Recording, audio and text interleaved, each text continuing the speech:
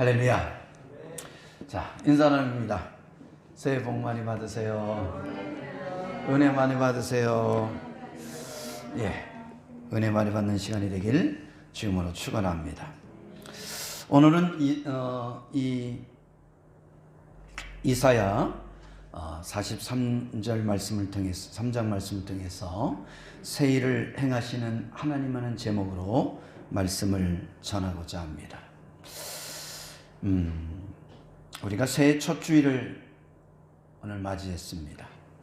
새해는 우리 하나님 아버지와 우리 주 예수 그리스도의 은혜와 평강이 우리 모든 성도들에게 임하기를 주님으로 축원합니다. 이 축원합니다 라는 것은 축복하고 기원합니다 라는 그런 뜻을 담고 있죠. 뿐만 아니라 이 목회자가 우리 성도들에게 주는 그런 축복의 기원을 말하고 있습니다. 그래서 정녕 여러분을 축복하기 위해서 제가 마음껏 이 축원을 할 수 있는 그런 은혜가 그리고 그런 시간들이 되길 바랍니다. 오늘 본문 말씀 배경을 살펴보면 이렇습니다. 유다 백성이 우상을 섬기고 이방신들을 섬겼습니다. 다시 말해서 하나님 앞에 뭐를 한 거예요? 범죄를 범하게 됩니다. 그래서 하나님은 이 이스라엘 백성들을 벌하기 위해서, 심판하기 위해서 바벨론이라는 나라를 들어서 심판을 예고하는 그런 내용을 담고 있습니다. 그러나 하나님은 심판하실 뿐만 아니라 또한 뭐 하시는 분이에요? 회복시키시는 분이다 라는 것이죠. 그래서 이스라엘은 바벨론의 포로로 끌려가게 되지만 하나님의 은혜로 70년 만에 그 바벨론 포로에서 다시 예루살렘으로 귀환할 것을, 다시 돌아오게 될 것을 이 바벨론, 바벨론을 선포하고 있는 그 내용이 오늘 본문의 말씀이라는 것이죠. 이스라엘을 구원하기 위해서 약속하신 내용은 우리가 이사야 43장 14절에 보면 이런 말씀이 있어요. 너희 구속자여 이스라엘의 거룩하시니 여호와가 말하노라. 너희를 위하여 내가 바벨론의 사람을 보내어 모든 갈대아 사람에게 자기들이 연락하던 배를 타고 도망하여 내려가게 하리라 라는 말씀이 있습니다. 자, 여기서 하나님은 이스라엘이 뭐라고 말하죠? 구속자다 그렇게 말합니다. 다시 말해서 바벨론에서 구원하실 분이다. 또한 하나님은 이스라엘의 거룩하신이다 그렇게 말합니다. 여기서 거룩하신이다 라는 것은 하나님은 말씀하신 것을 반드시 지키시고 이루시는 분이다 라는 그런 의미를 담고 있습니다. 뿐만 아니라 하나님은 이스라엘을 위하여 바벨론에 사람을 보내신다라고 말씀하시죠. 누구를 보내셨죠? 퀴즈. 누구를 보내셔서 바벨론을 무너뜨립니까? 바사왕 고레스죠. 바사왕 고레스를 보내서 이 바벨론을 무너뜨리고 이스라엘을 다시 회복시키시고 그들을 이스라엘 땅으로 보내게 하는 놀라운 은혜 역사를 일으키게 됩니다. 바벨론은 바사에 의해서 멸망하게 되죠. 그때 갈대아, 다시 말해서 바벨론 사람들은 이전에 그들이 풍류를 즐기던 배를 타고서 급하게 뭐 한다는 거예요? 도망하게 될 것이다. 여기서 영원한 나라는 존재하지 않다. 영원한 강대국은 존재하지 않는다라는 것을 말해주고 있어요. 다시 말해서 인간의 힘으로 세워진, 인간의 창칼로 세워진 나라는 반드시 뭐 한다는 거예요? 바벨론이 무너졌고 그 다음에 이 헬라, 알렉산더 대왕이 이끌었던 헬라가 무너졌고 또 어디가 무너지죠? 로마라는 강대국이, 초리나라, 이 강대국이 무너졌던 것을 볼 수 있죠. 역사 속에서 정녕 많은 나라를 짓밟으며 강대국이 이루었던 모든 나라는 끝내는 뭐였습니까? 무너지게 되는 것을 볼 수가 있다라는 겁니다. 근데 역사를 가만히 보면 누가 무너뜨리는 거예요? 하나님이 무너뜨리고, 그 짓밟힘 속에 고통하며 정녕 살려달라고 몸부림치는 기도하는 사람들이 기도를 들으시고 하나님께서 뭐 하세요? 그들을 구원하고 있다라는 것을 성경은 우리에게 말씀하고 있다라는 것이죠. 그렇습니다.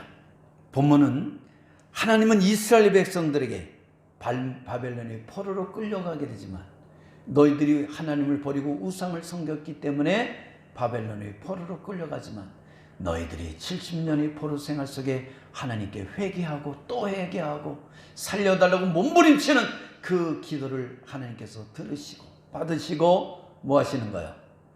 다시 구원하셔서 이스라엘 땅으로 돌아오게 하시겠다는 그 약속이 담겨 있다는 것이죠. 여러분, 정녕 여러분은 어떤 문제 속에 2023년도를 살아왔습니까? 그리고 아직도 그 문제에 빠져서 그 문제를 풀지 못하고 헤매고 있습니까? 어떤 어려움이 여러분을 힘들게 하고 어렵게 하고 있습니까? 오늘 본문을 통해서 그 해답을 찾는 은혜가 있길 주님으로 축원합니다. 이스라엘 백성들이 바벨론의 포로에서 귀환했던 것처럼 여러분이 갖고 있는 그 문제들이 바로 하나님의 은혜로 말미암아 풀리고 해결되고 다시 회복되는 그런 은혜가 있길 주님의 이름으로 축원합니다. 그러면 새 본문이 우리에게 주는 교훈은 무엇인가라는 겁니다. 자, 무엇인가? 첫째는 과거에 빠져있지 말라는 거예요. 따라가십시다. 과거에 빠져있지 말라. 그래요. 과거에 빠져서 살지 말라는 것입니다. 우리가 18절을 한번 읽어볼까요? 18절 시작. 너희는 이전 일을 기억하지 말며 옛날 일을 뭐하지 말라? 생각하지 말라라고 말하고 있습니다. 많은 사람들이 과거의 죄, 실패, 과거의 잘못들, 또한 과거에 당했던 어떤 억울함, 원통함에 빠져서 현재를 근심과 걱정과 고통과 아픔 속에 살아가는 수많은 사람들을 볼 수가 있다라는 거죠. 그래서 그것을 극복하기 위해서 어떤 일은 술에 쩔어서 살기도 하고, 어떤 일은 마약에, 어떤 일은 도박에, 또 어떤 일은 다양한 방법을 통해서 그 문제를 인간적인 방법을 통해서 해결해 보려고 몸부림치는 것을 보게 됩니다. 그런데 인간적인 방법을 통해서, 그리고 나보다 더 강한 어떤 힘을 이용해서 그것을 풀어보려고 할 때마다 마치 올무에 걸려 있는 것처럼 더욱더 나를 옥죄우고 내가 벗어날 수 없게 그렇게 나를 얽어매는 것을 우리가 삶 속에서 경험하게 된다라는 것이지요. 그렇기 때문에 우리 믿음의 사람들은 그 문제를 정녕 하나님 앞에 갖고 나와 풀어낼 수 있는 은혜가 있길 바랍니다. 우리가 15절을 한번 볼까요? 15절 시작. 나는 여호와 너희 거룩한 이요 이스라엘의 창조자여 너희의 왕이니라. 자, 하나님은 자신을 향해서 다음과 같이 말하고 있어요. 나는 거룩한 자요, 나는 이스라엘의 창조자요, 그리고 너희들의 왕이다, 그렇게 말하고 있어요. 여러분, 이 명칭을 통해서 우리가 알 수 있는 건 뭡니까? 이 명칭을 통해서 하나님은 내가 뭐라는 거예요? 거룩한 자요, 반드시 내가 약속한 것을 지키는 분이다.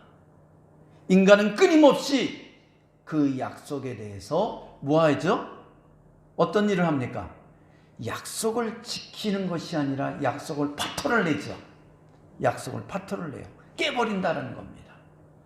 깨고 싶어서 깨는 것이 아니라 정녕 인간의 능력에 한계가 있기 때문에 깨지게 되어 있다는 것이죠. 그러나 전능하신 하나님은 거룩하시기에 그 약속한 것을 반드시 뭐 하시는 분이에요? 지키시는 분이다. 뿐만 아니라 그분은 어떤 분이라고 말하고 있습니까? 창조자다. 창조자다. 그렇기 때문에 정녕 없는 것은 만드시고 그리고 허물어진 것은 다시 세우시는 그런 창조자라는 거예요.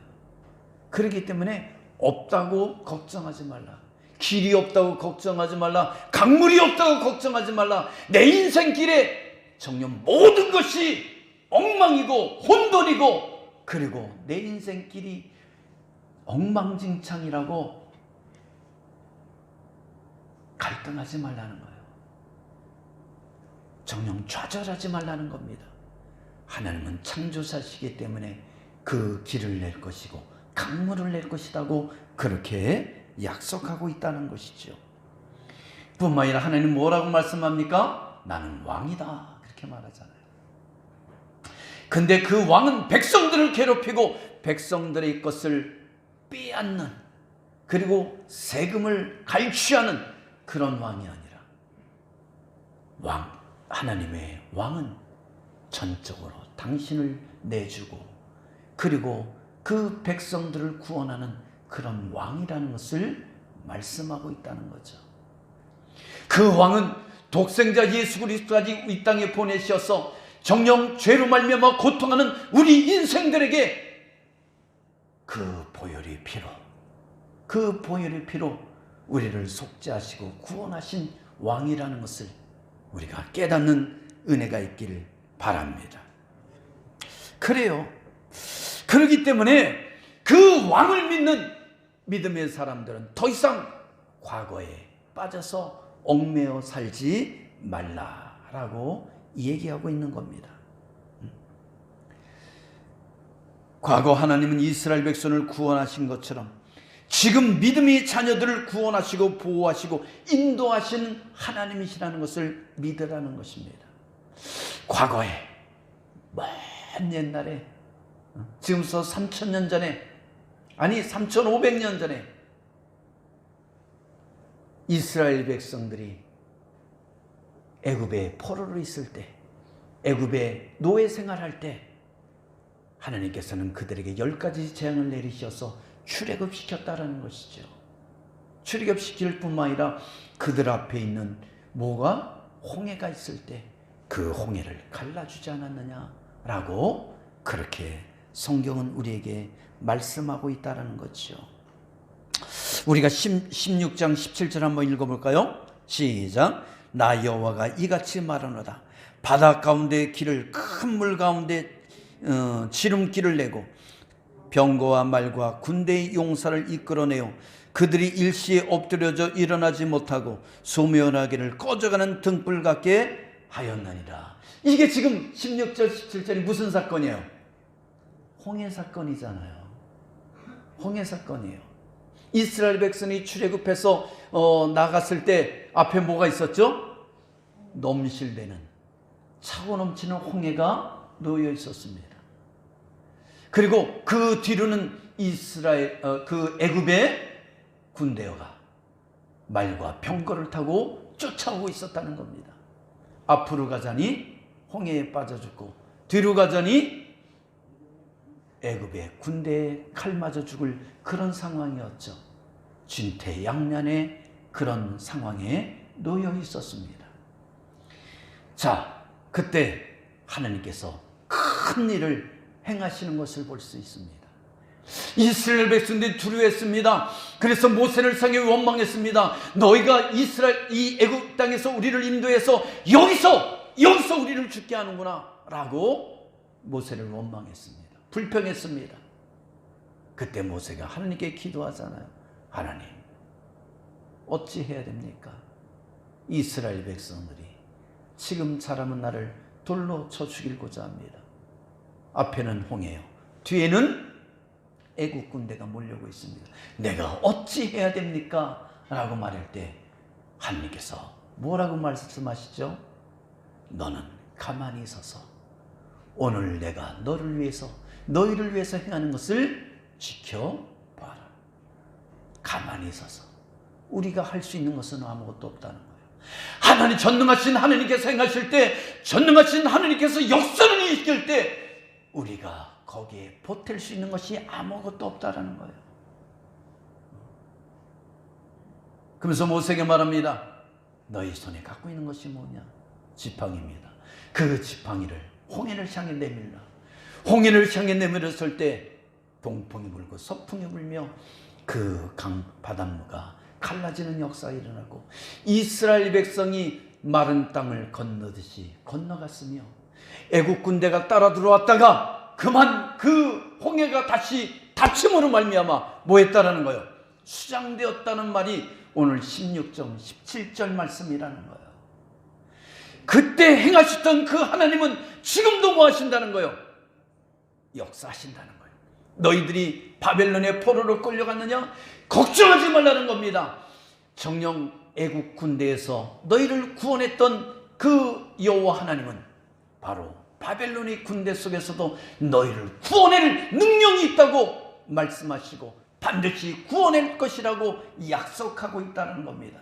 그때 약속하신 그 하나님은 지금도 이 시간 우리에게 약속하고 있는 겁니다. 너희가 전능하신 하나님을 믿어라. 그 하나님의 뜻을 따라 살라. 과거에 얽매이지 말고 과거의 두려움과 공포와 그 어려움 속에 처했을 때의 그 마음속에 억눌려 살지 말고 그 죄악 속에 빠져 살지 말고 전능하신 하나님을 바라보며 나가라는 겁니다. 가만히 있어서 오늘 하나님께서 저와 여러분에게 행하신 것을 보라는 겁니다. 하나님께서는, 전능하신 하나님께서는 반드시 역사일 것을 약속하고 있는 줄 믿습니다. 거룩하신 하나님께서는 약속하신다는 겁니다. 길이 없느냐? 그러면 내가 그 길을 열겠다고 말씀하고 있지 않냐는 거예요. 왜? 창조하신 하나님이에요. 무에서 유를 창조하신 하나님은, 정령 태초의 천지를 창조하신 하나님은 못할 것이 없다라는 것을 우리가 깨닫길 바랍니다. 미션 임파서블, 영화가 아니라 불가능한 임무를 행하는 것이 아니라 하나님은 모든 것이 가능하신 분이라는 것을 우리가 깨닫는 은혜가 있길 축원합니다.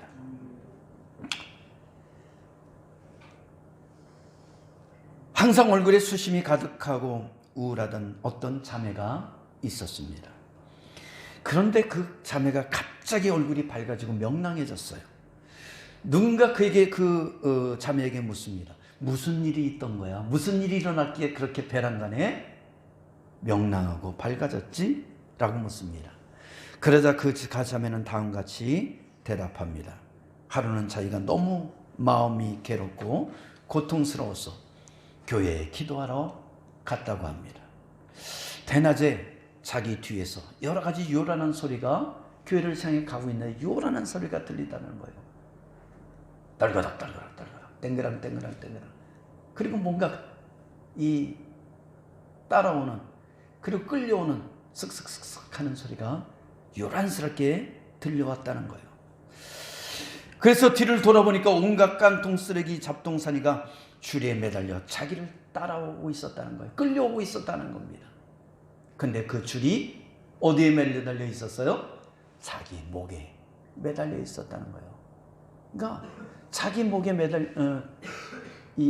묶여있는 이 줄에 온갖 잡동사니, 깡통, 쓰레기들이 쭉 끌려오는 거예요. 무엇인지 알겠죠? 근심, 걱정, 염려, 문제들이 쫙 끌려오는 거예요. 우리는 어떻게 보면 그렇게 살고 있다는 거죠. 그래서 그것을 끌고서 교회에 들어와서 앉았다고 합니다. 그랬더니 뒤를 돌아봤더니 정녕 그 쓰레기가 그 깡통들이 내 뒤에 잔뜩 쌓여 있다라는 얘기죠. 뒤를 돌아봐도, 눈을 감아도 그 깡통과 빈 깡통과 쓰레기들은 계속 내 눈에 보이더란 얘기입니다. 자, 그래서 정녕 그가 하느님 앞에, 주님 앞에 기도하려고 눈을 감았을 때 주님께서 이렇게 말씀하시다란 얘기죠. 얘야, 너는 왜 그렇게 많은 쓰레기 잡동사니를 목에 걸고 다니느냐? 왜 그렇게 많은 잡동사니 쓰레기를 목에 걸고 끌고 다니느냐라고 물으시다란 얘기죠. 그러면서 진정으로 회개하고 다 청산하라고 말씀하시다는 얘기죠. 그래서 이 자매는 통곡을 하며 자신의 불신앙을 회개하고 모든 죄를 다 하나님께 고백하기 시작했습니다. 몸부림치며 도와달라고, 살려달라고, 나의 죄를 용서해달라고, 이 잡동사니 때문에, 이 쓰레기 때문에, 이 근심 걱정 염려 때문에 내가 살 수 없노라고, 내가 너무나 힘들고 고통스러워 견딜 수 없노라고 그렇게 하나님 앞에 울부짖기 시작했습니다. 이것이 전부 내 죄 때문입니다. 내가 죄를 질 때마다 내 삶 속에, 내 마음 속에 쓰레기가 차이기 시작했다고 그렇게 고백하기 시작했습니다. 그때 어느 순간인가 강한 회오리 바람이 확 불더니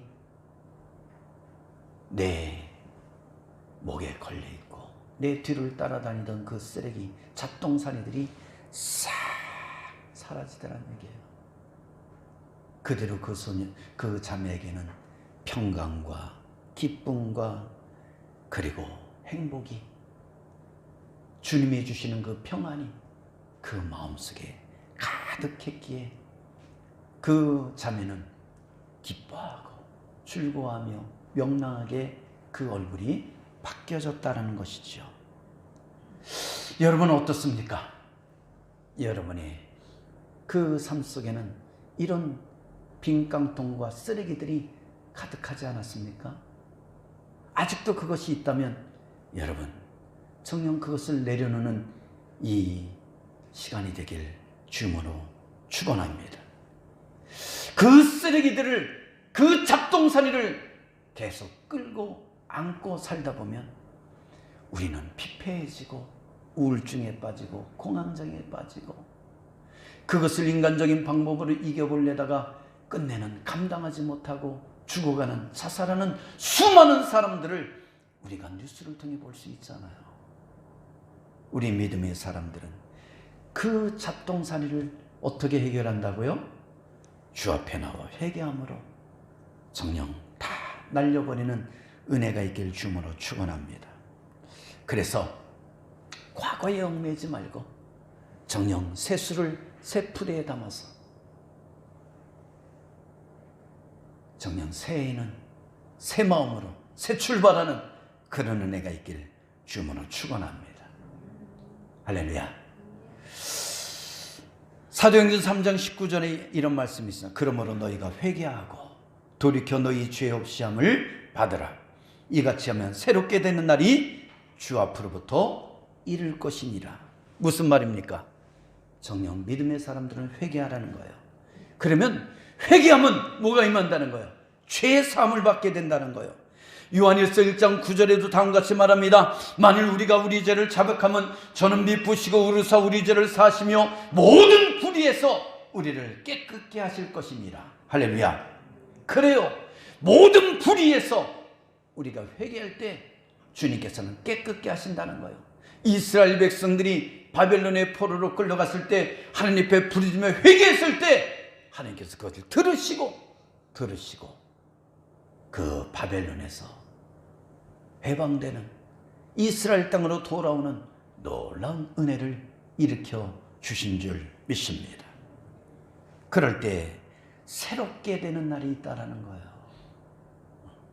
정녕 모든 잡동사니들이, 쓰레기들이 내 마음을 더럽혔던, 내 마음을 짓눌렀던, 나를 정녕 힘들게 하고 어렵게 했던 그런 생각의 근심과 걱정과 염려의 쓰레기들이 날아가는 역사가 일어나길 주님으로 축원합니다.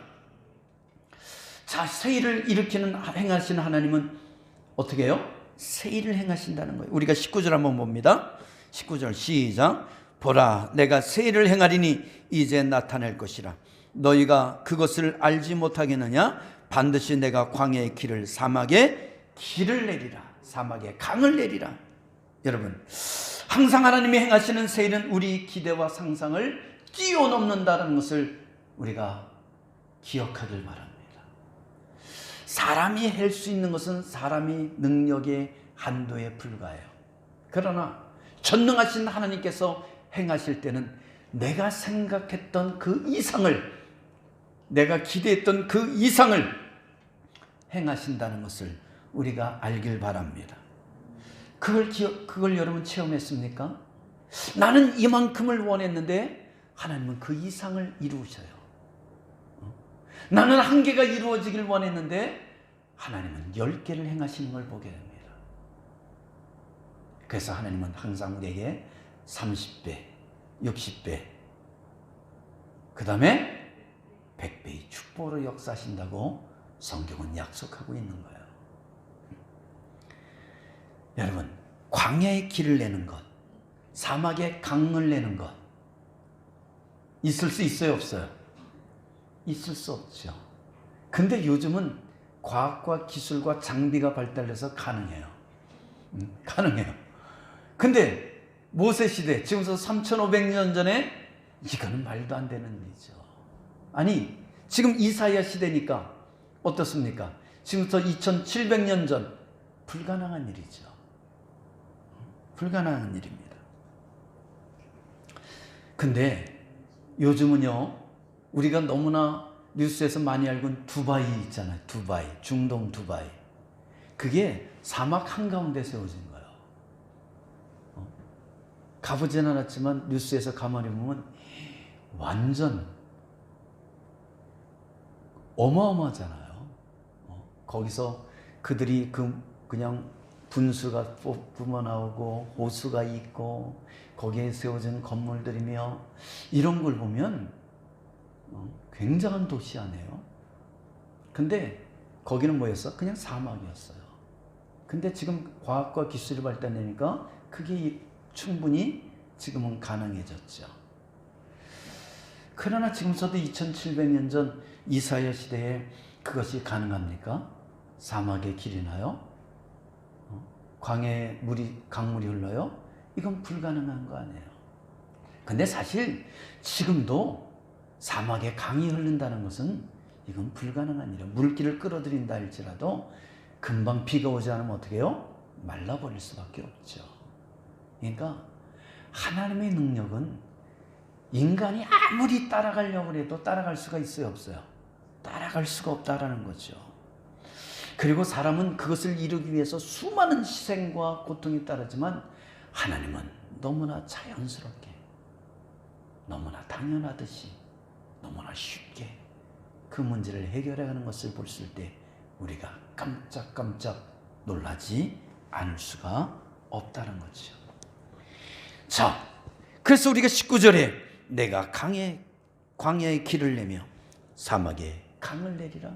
어떻게 이런 일이 일어날 수 있죠? 어떻게 해요? 우리가 15절에 말했잖아요. 하나님은 어떤 분이다? 창조자시다. 창조자시기 때문에 가능한 거예요. 여러분, 이거는 불가능합니다. 하나님, 이거는 행할 수 없습니다.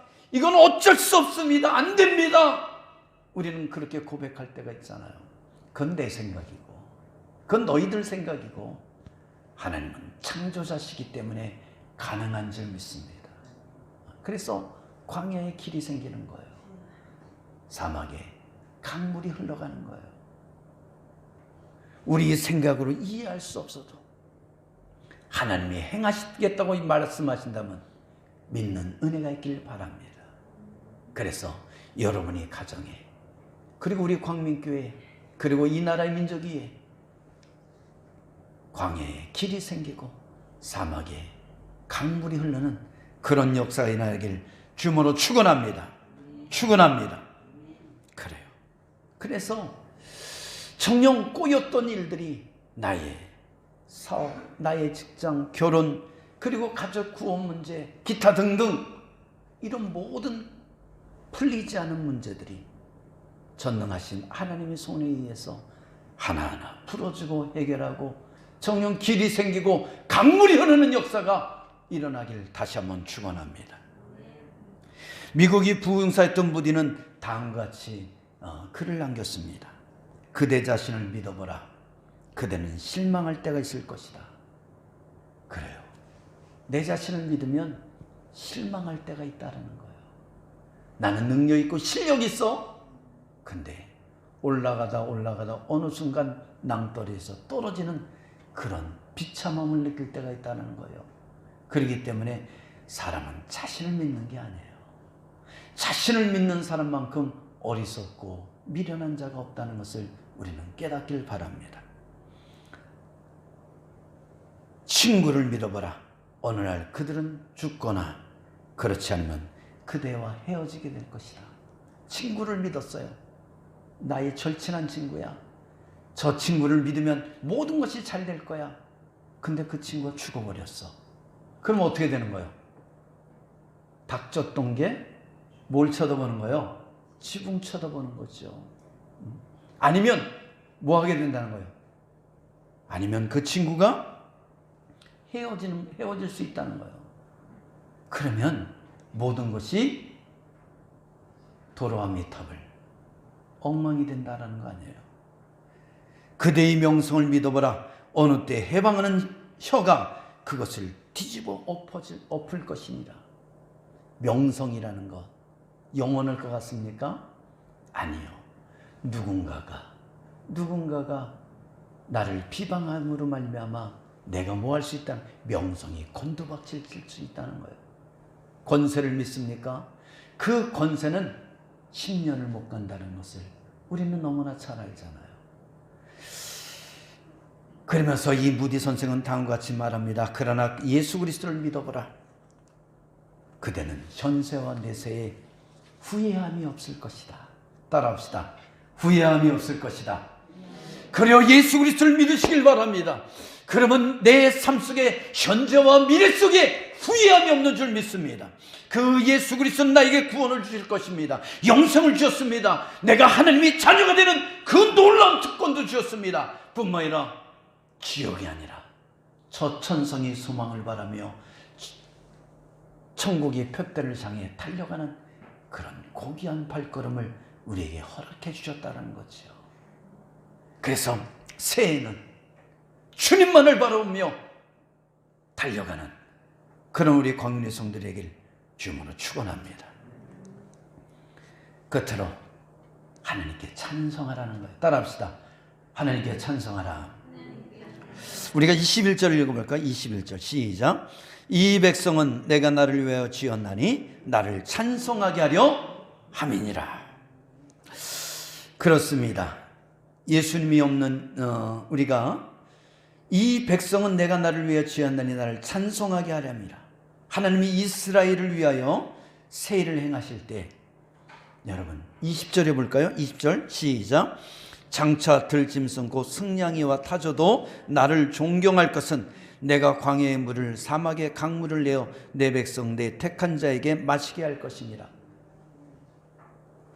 하나님께서 세일을 행하실 때 광야에 길을 내고 사막에 물을 내서 사람들이 마시게 하고, 그러면 덩달은 누구까지 마신다는 거예요? 사막의 짐승들까지 마시게 된다는 거예요. 근데 그 짐승들까지 하나님을 뭐 한다는 거예요? 찬송한다는 거 아니에요. 하나님께 영광 돌린다는 거 아니에요. 이것은 정녕 하나님의 백성들이 잘 되는 것을 보면 이방인들도 그 하나님께 뭐 할 수밖에 없다는 거예요. 영광 돌리게 된다는 것이죠. 그러나 하나님은 이방인들이 찬송보다 누구의 찬송을 받기를 원하시는 거예요? 택한 백성들, 바로 저와 여러분들의 찬송을 받기를 원한다는 것을 깨닫길 바랍니다. 우리의 찬송을 받기를 원하시는 거예요. 우리가 7절 한번 볼까요? 하나님은 왜 우리를 창조하셨는지에 대해서 명확하게 우리에게 말씀하고 있어요. 7절 43장 시작. 내가 자, 7절 다시 한번 봅니다. 시작. 내 이름으로 불러지는 모든 자 곧 내가 내 영광을 위하여 창조한 자를 오게 하라. 그를 내가 지었고 그를 내가 만들었노라. 자, 하나님께서 우리를 왜 창조하셨다고요? 영광을 받기 위해서.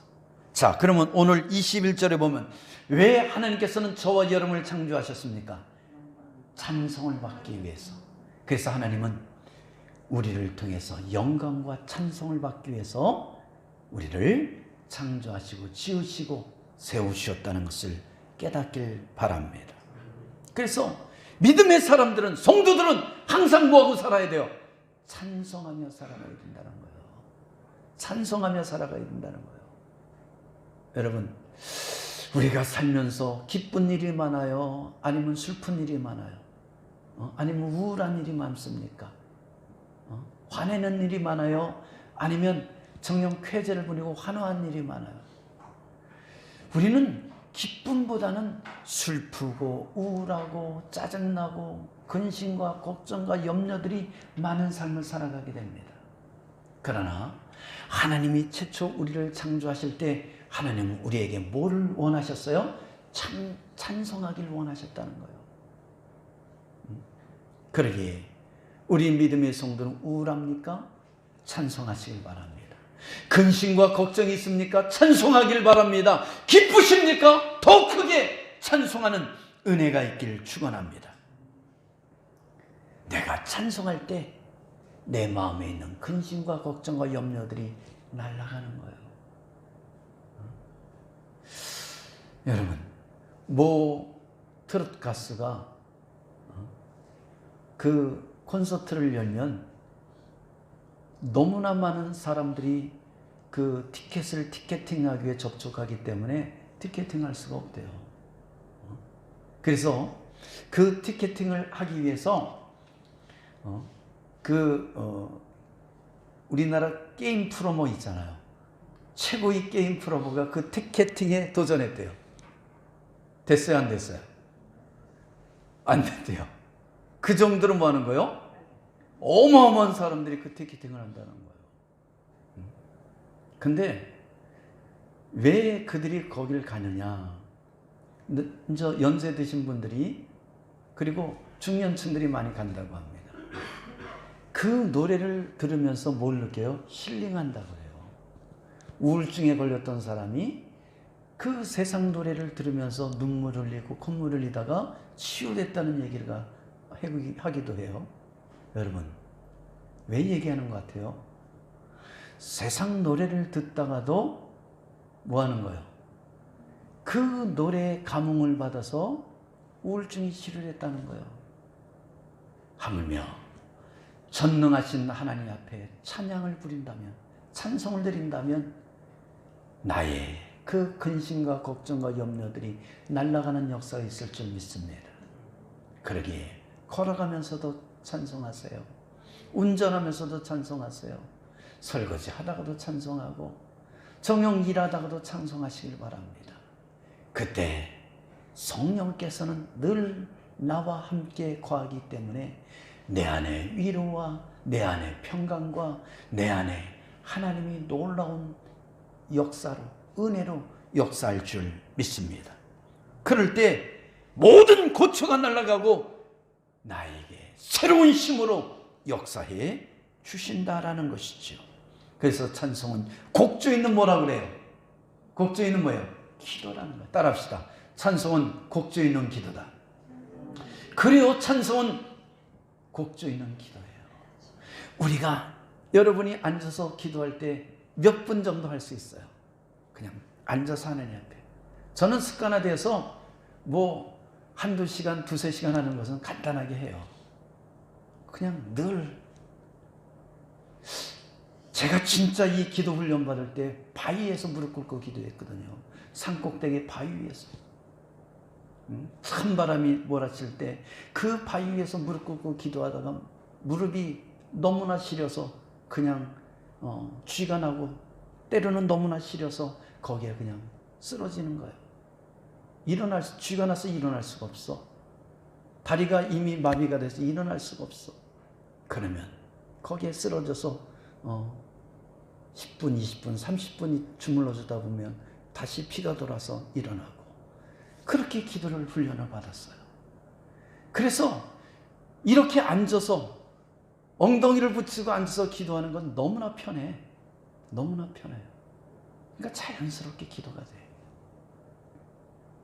기도도 훈련인 줄 믿습니다. 마찬가지로 찬송도 뭐예요? 훈련이에요. 반복하면, 하나 부를 때 한두 개 부르면 금방, 그게 아니라 정녕 시도도 부르고 초아도 부르고 그 하나님의 은혜를 삼으며 부르다 보면 성령께서 나에게 역사하는 것을 체험하게 될 줄 믿습니다. 영국의 여객선 스텔라호가 암초에 부딪혀 난파가 되었습니다. 거친 판도는 승객들이 탄 구명보트를 삼켜버렸어요. 12명의 여성이 탄 구명보트는 거친 파도에 널뛰기 시작했습니다. 파도가 치는 대로 밀려갔다가 이쪽으로 치면 이쪽으로 밀려가며, 그렇게 배가 그 파도에 쓸려서 흔들려 표류하기 시작했습니다. 정녕 그들은 더 이상 삶에 이제 죽었구나라는 그런 좌절감에 빠져 있었습니다. 그때 그 보트에 타고 있던 여가수인 마가렛 윌리엄스라는 그 여가수가 있었습니다. 승객들을 향해 외칩니다. 여러분, 이제 하나님께 의지합시다. 믿음의 징표로 함께 찬송을 부릅시다. 무슨 징표로요? 여러분, 찬송은 믿음의 징표라고 해요. 믿음의 징표로 우리가 찬송을 부릅시다. 그리고 이 12명의 여성들은 찬송을 부르기 시작했습니다. 공포의 밤을 보냈습니다. 그들은 살아온 풍랑과 칠흑 같은 어둠 속에서 희망을 잃지 않고 찬송을 부르기 시작했다는 겁니다. 다음 날 아침 순양함이 생존자를 찾아 나섰습니다.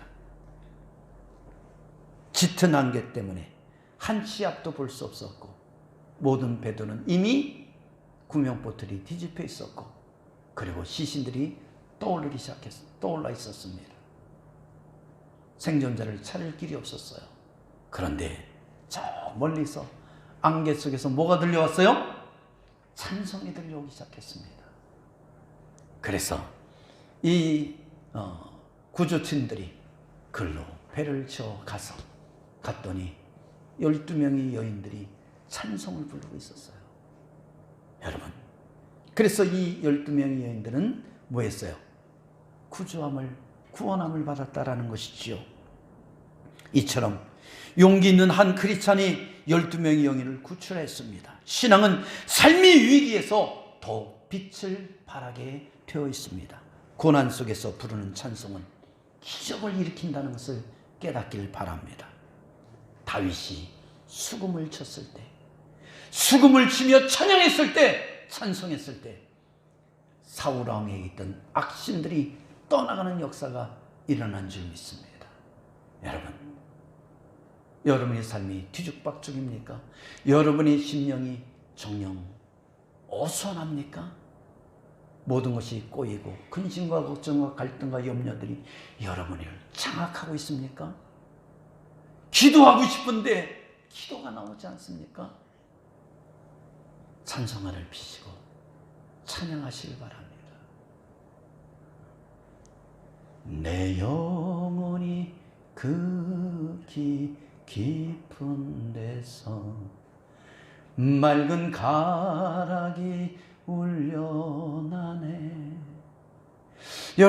여러분이 찬양할 때 내 영혼이 깊은 데서 맑은 가락이 울려 퍼지며 여러분 안에 뒤죽박죽 만들었던 근심과 걱정과 염려가 떠나가는 역사가 일어나게 될 줄 믿습니다.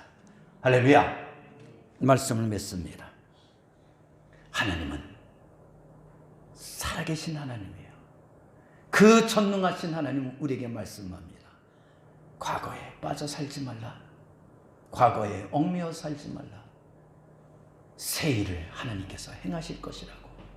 그러니 찬송하며 정녕 2024년도를 힘껏 항해하고 출발하는 은혜가 있길 주님으로 축원합니다. 축원합니다. 기도합니다. 사랑이 많으신 하나님 감사합니다. 오늘도 우리에게 귀한 은혜를 허락하여 주시고 주님의 존재로서 예배하며 경배드리게 하심을 감사합니다. 2024년도가 시작되었습니다. 진실로 과거에 얽매이지 않게 하시고 새 일을 행하시는 하나님을 바라보며 찬양하며 나아가는 또 한 해가 될 수 있도록 역사하여 주옵소서.